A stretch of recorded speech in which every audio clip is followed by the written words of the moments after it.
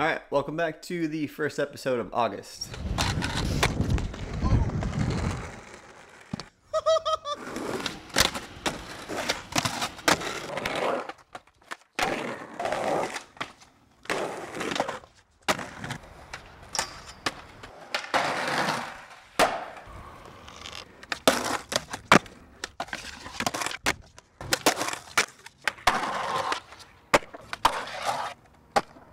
See behind me, there's something new. That's a file cabinet, not filled with files. It is filled with my DV tapes. I got these cabinets at IKEA about 15 years ago, and they hold DV tapes perfectly. So I'm gonna grab a couple of tapes, pop them in the deck, get some stuff on a timeline, and I'll start telling you about what we're watching. These drawers hold a little over 600 tapes. As of right now, in this first episode of August, I am on tape 239 and 240. Is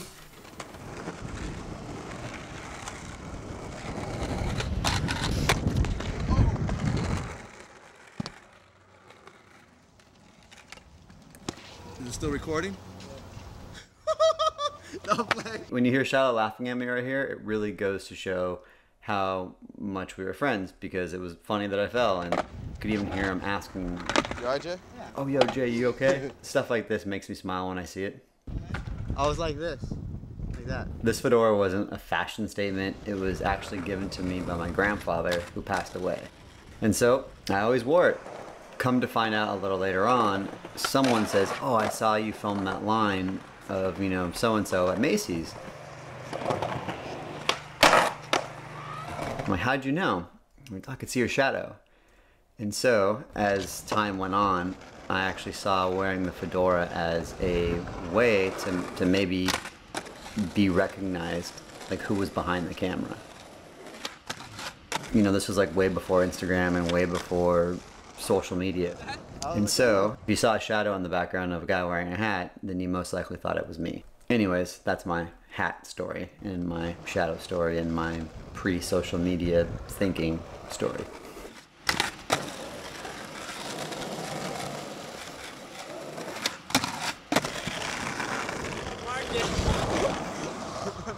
It's so cool seeing Leo, you know, being like funny and like trying to grab the camera.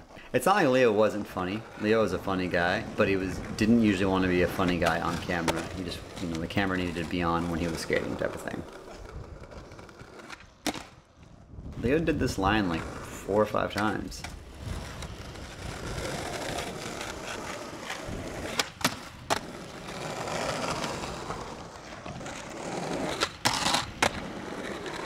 Shiloh getting surfy.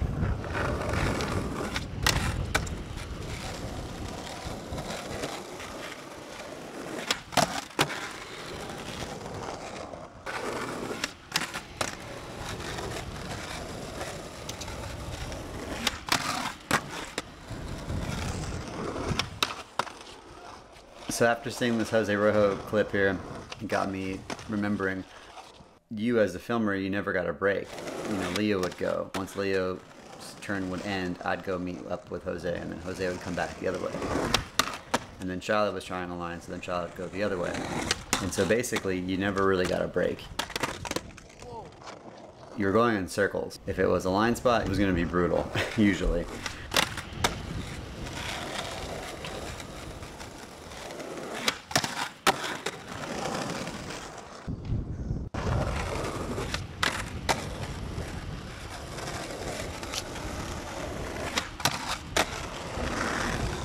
One of these will just get completely perfect.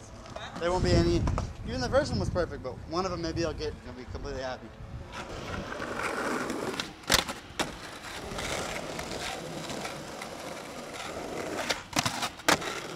Front shove, back nose grind. That was perfect.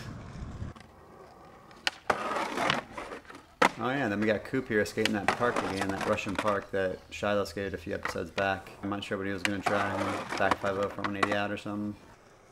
Then we got Coop at Cal State LA, that bump to bar, which is still there. I think he was going to try front nose pop over. I think he did it. I think I might have shot it on 16 though.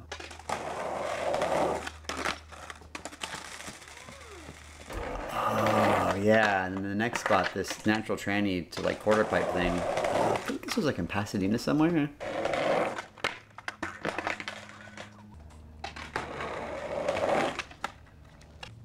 What is this spot is so rugged. It's basically like stucco.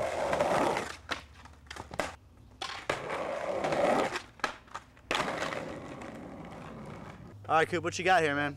I need Coop's nose blunt. All right, well, That's gonna be the icing on my heart, bro. After Shiloh made that trick, you could hear him say, "I need Coop's nose blunt." And that's how he was thinking back then. Like, he wanted a guest skater. He really wanted a Coop's nose blunt trick to be in his part. Coop was down, and you kind of could see into the future. You would see here that Coop was going to be in the next video.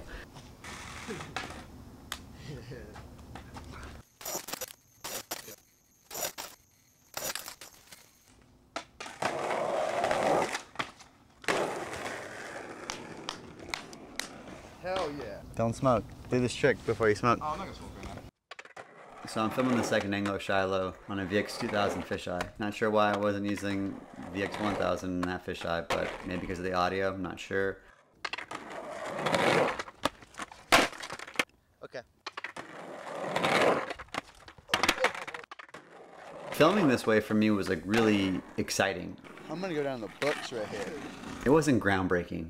I was excited when I could challenge myself and try and get like a new angle that I hadn't seen before or didn't see a lot of. And so when he does this trick, I started on one side and I went underneath him and I ended up on the other side. That was a big deal. I thought that was really cool that I was able to do that, and I thought it was cool that he was willing to keep trying the trick for me to film it the way I wanted to. Yeah, this next spot is this transition to wall ride, and it was like in the East LA area. I remember finding this spot because it was near the ledges that we built. Right over there in the background, down there. Wait up. This little gangster kid was walking by and he wanted to like be in the background throwing up gang signs. You gotta be more over that way. Kind of goes to show like how rough the neighborhood was back then. Hey, my board might hit you. Stand on the other side. Oh, Damn.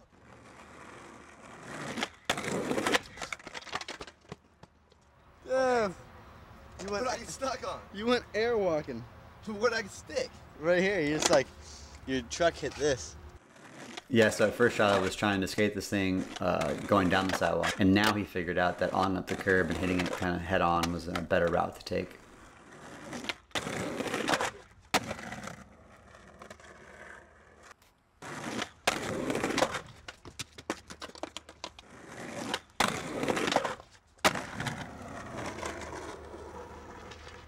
Damn, you yanked the fuck out of that thing.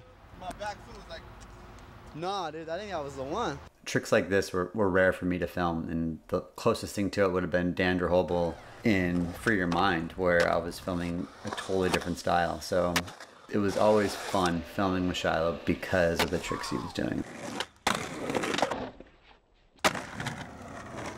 As I'm marking this clip of Shiloh, you can see in the background I have a gray card. I used to white balance to gray, and I would do that because I wanted my footage to have like this warm color to it.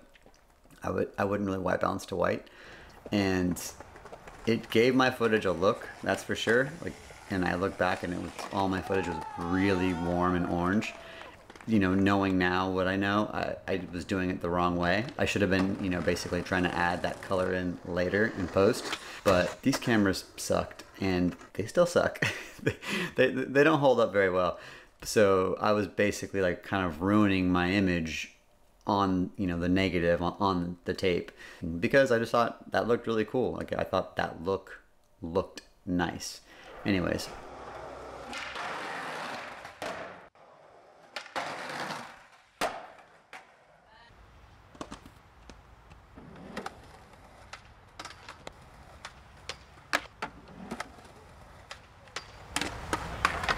For what? To be in a park? I want to see the permit. Who are you exactly? I'm the director of this park. And I'm the one that issues a permit, then you must have insurance. Just to be here? There's a skate park upstairs. Okay. I'm including this guy and this whole interaction in this video because this happened all the time. $1 million insurance. $1 million Is that funny? insurance. Is that funny? Yeah. Yeah. It actually is funny. Well, stay here a minute. Know how the park rings, and you can talk to them while you guys are filming without a permit. I'm supposedly gonna go into the park office, which is where, and say, hey, we're thinking about skateboarding your rail, and we would love to pay you, you know, $1,500 to skateboard your rail. Oh, I asked you if you had a permit. Okay, how about if I came and asked you? We're doing this for a home. What about if I would? What about if I came up This is there a with home you? video. What about if I asked you and told you? How about if I asked you to leave and she's going? First thing I did, what's the first thing I asked? How much is the permit? You're the one that issues the permit? Well, then it's okay. How much is it? I know you guys don't have a permit, but maybe you got one from How much is it? How much is it usually? $1,500 for the permit and about $1,000 for it. But you know what? You guys are welcome to go up to the skate park. And you can film up there, you can do whatever you want. Well, he has insurance, right? If you get hurt, it's on you because I already told you. Yeah, I got you. And then he asks, you have insurance, right? And he was like, yeah, I have insurance. All right, come up and sign a waiver. You have insurance? You gotta come up and sign a waiver. All right, you're gonna have to take your cameras and. The normal people in this world think that you're gonna go onto their property, fall, and sue them. Because that's like the easy way out, or like that's like the thing to do. Next time around, I'm gonna pick it all up. Oh, you're gonna take it. No, no, with the police list. The guy said, next time around, I'm gonna pick it all up. He was gonna pick up my camera gear. He's gonna take my camera gear. Like I was gonna let that guy take my camera gear. Watching these two walk away, the guy on the right looks like a modern day skater.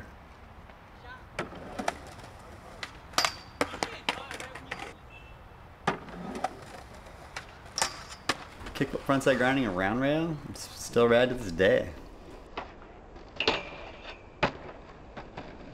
I never really documented making anything with the ledge spot. A, because I thought it might be whack that I was documenting it. B, I didn't want to be bothered documenting it because I was more concerned with making it. And C, I probably didn't see a use for me documenting. Now I'm happy that I at least have this little crappy time lapse. On a VX2, you could set up a time lapse feature where I think it recorded like 2 frames every, you know, whatever interval you wanted to set it at. And so that's what this is, a makeshift video time lapse in the VX2. And making spots back then, like I didn't know what I was doing. I asked my dad's a custom cabinet maker, and I asked him, I was like, hey, how would you build this? And I would kind of show him and tell him what I wanted to make. And he would tell me like, all right, this is what I think you should do. It was definitely overkill, but man, our ledges were great. You know, the metal never came off, they never fell over, they were, you know, rebarred into the ground, and they were overbuilt for sure. But it's funny that I didn't even know what I was doing. I was just doing it on the fly, acting like I knew what I was doing.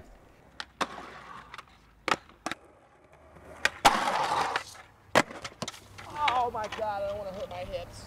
Shiloh, I don't want to break my hip. Don't break a hip, I don't want Shiloh. to break my hip.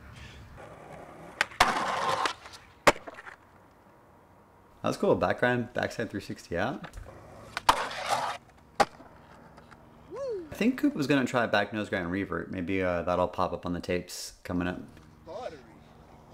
Damn, look at my hands. I'm pretty sure that we built that ledge, finished it that night, and then the next day we took, you know, the forms off. And I believe we were skating it by the next day or the day after or something. But you can tell by my hands that I was super dirty still.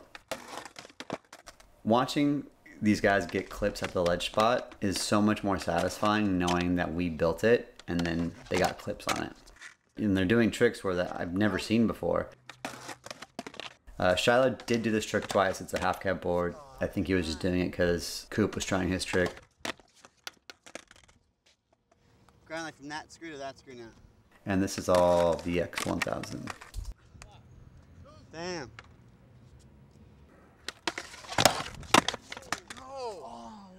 Why? Damn.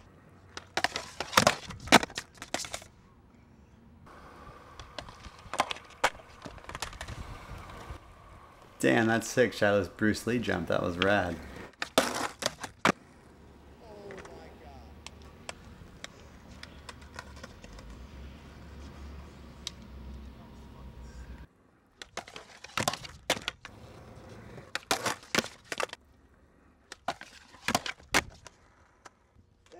Shiloh's trick is so good. He did it a lot better than the first time. I think the first time I filmed it rolling long lens and I wasn't ready for it.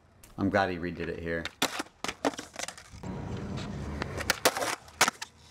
Switch nose grind 360 out. That's a rad trick.